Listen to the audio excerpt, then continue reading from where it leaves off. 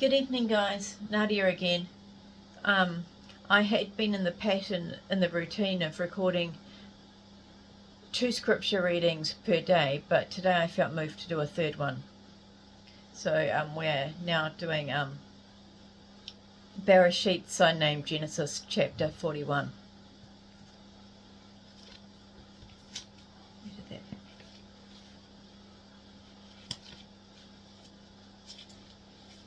Sorry about that, the bookmark had kind of dropped into this.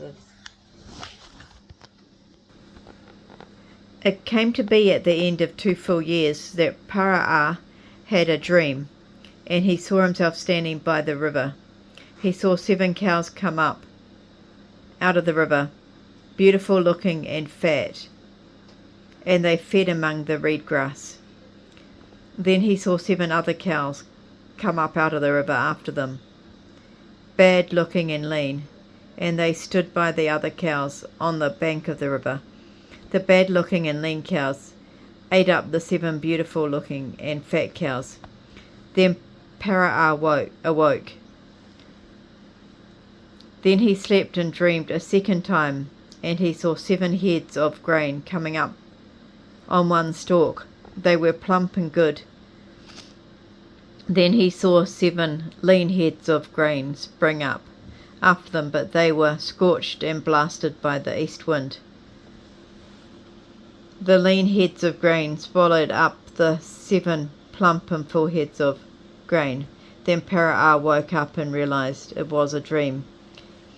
In the morning his spirit was troubled, so he sent for all the magicians. One moment, change the page.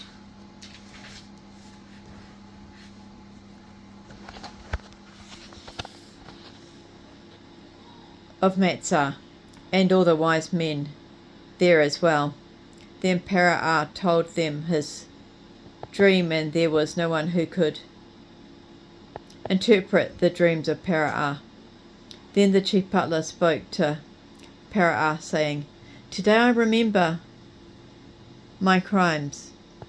When Barashiyt was angry with his servants and had us put in confinement in the house of the captain of the guard, both myself and the chief baker, each one of us had a dream the same night. Both he and I, we each dreamed according to the interpretation of our own dream.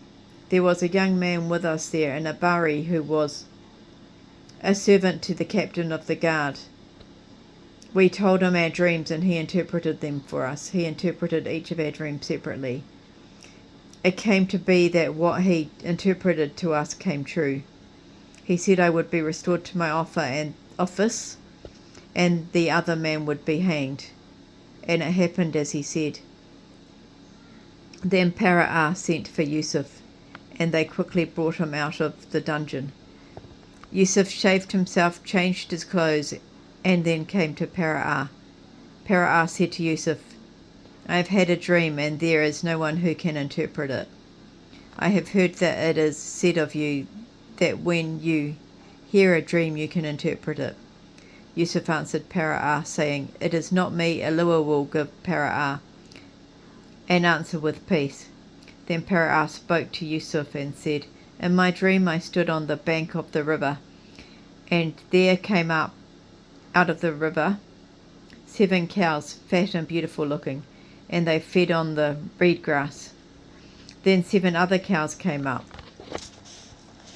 after them, lean and bad looking. I've never have seen something that looked so bad in all the land of Matzah. The lean and bad looking cows ate up the first 7 fat cows. When they had eaten them up, no one could tell they had eaten them, because they were still as bad looking as they were before. Then I woke up. Afterward I had a second dream, and I saw 7 heads of grain come up on one stalk, plump and good. Then I saw 7 heads of grain spring up after them, withered, thin, and blasted by the east wind. The thin heads of grain swallowed up the 7 good heads of grain. When I told it to the magicians, none of them could interpret the dreams for me. Yusuf said to Barashiyt, the dreams of Barashiyt are one dream. Allah has shown Barashiyt what he is about to do. The 7 good cows are 7 years. The 7 good heads of grain are 7 years. Both dreams are one dream. The 7 lean and bad-looking cows that came up after them represent 7 years, and also the 7 empty heads of grain that were blasted with the east wind represent 7 years of famine. This is the word which I spoke to Barashiyt. Allah has shown Barashiyt what he is about to do. See, there are coming 7 years of great abundance throughout all the land of Matsah. Then afterward there will come 7 years of famine, and all the abundance will be forgotten in the land of Matsah.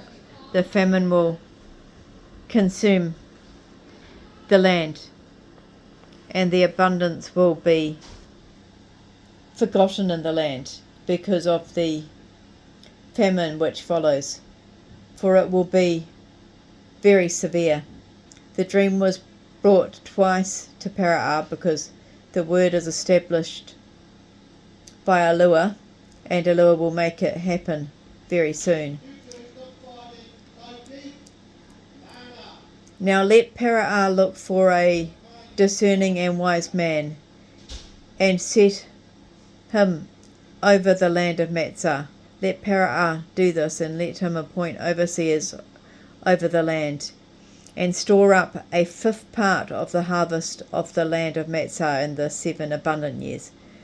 Let them gather all the food of these good years that come, to store up grain for food in the cities under the authority of Barashiyt. The food will be stored in the land to combat the 7 years of famine, which will be in the land of Matsah, so that the land does not perish through the famine. The words of Yusuf were good in the eyes of Barashiyt and in the eyes of all his servants. Barashiyt said to his servants, can we find another man like him, a man in whom the spirit of Allah is in him? Then Barashiyt said to Yusuf, since Allah has shown you all of this, there is no one as discerning and wise as you. You will be over my house, and according to your word will all my people be ruled. Only by my throne will I be greater than you. Barashiyt said to Yusuf, see, I have set you over all the land of Matsah. Then Barashiyt took off his seal ring from his hand and put it on Yusuf's hand, dressed him in fine linen clothes, and put a gold chain around his neck. He had him ride in the 2nd chariot which he had. The people cried out to him, bow the knee. So Barashiyt set him over all the land of Matsah. Barashiyt said to Yusuf, I am Barashiyt, and outside a word from you no man will lift up his hand or his foot in all the land of Matsah. Barashiyt called Yusuf's name Sapanat Pa'anaha. Then he gave him as his wife Asenat. the daughter of Putipara, priest of Un. And Yusuf ruled over the land of Matsah. Yusuf was 30 years old when he stood before Barashiyt, sovereign of Matsah. Then Yusuf left from the presence of Barashiyt and went throughout all the land of Matsah. In the 7 abundant years, the earth produced generously. During the 7 years, he gathered up all the food which was in the land of Matsah and stored the food in the cities. The food from the fields which came from the surrounding cities he stored in the same way. Yusuf gathered and stored up grain, what seemed to be as much as the sand of the sea, until he ceased counting, for it was an uncountable amount. Yusuf had 2 sons, born before the year of the famine came. Asenat, the daughter of Putipara, priest of Un, was the mother of his children. Yusuf called the name of his firstborn Manasseh. He said, Allah has made me forget all my toil and all my father's household. The name of the second was called Ephraim. He said, Allah has made me fruitful in the land of my affliction. Then the 7 years of abundance that was in the land of Matsah came to an end. The 7 years of famine began to come just as Yusuf had said. There was famine all over the world, but in all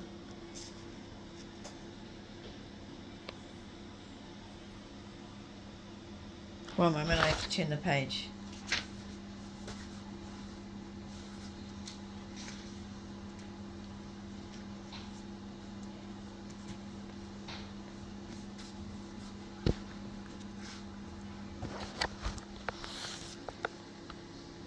The land of Matsah there was food. When all the land of Matsah was famished, the people cried to Barashiyt for food. Barashiyt said to all the people of Matsah, go to Yusuf and do what he tells you to do. Now the famine was over the face of all the earth.